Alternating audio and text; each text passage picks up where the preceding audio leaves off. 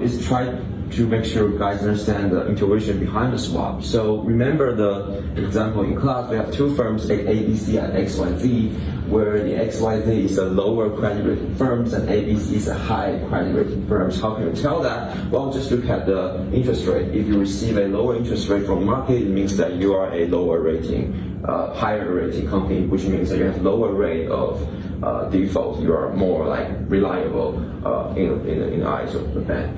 So, but why do we calculate the difference? Like why every swap problem we have met, we should begin with calculating the difference between the fixed differences and a variable differences. What's the intuition behind that? It's actually about risk premium. So what is a risk premium? So risk premium is just the difference between the interest rate received from market and the risk-free rate. So it reflects how risky you're going to default in the future. So lower risk premium means that you are a good person. So you can make analogy to the credit score you have. If you have higher credit score, you have lower risk premium. And so what's the intuition behind this equation? It's just the risk premium between the fixed interest rate and the risk premium between the variable interest rate. What does that mean? It means that the market views that XYZ is 2% riskier than ABC if we measure using a fixed rate. So you have 14 minus 12 here. But the market also views that the XYZ is just 0.5% riskier than ABC.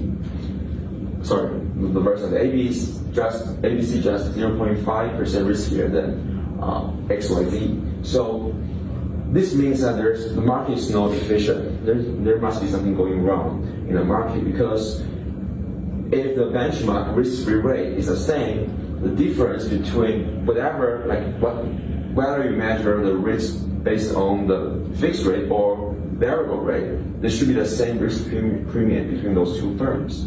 But this market tells the different stories, right? If you measure using a fixed rate 2%, but variable rate just 0.5%. So there's a way we can do arbitrage.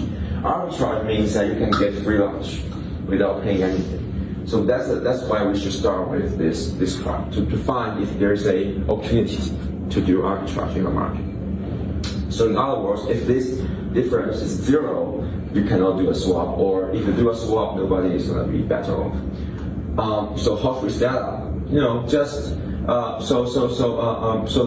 The principle is just to let the bad company or the lower score company to borrow at a lower premium ones.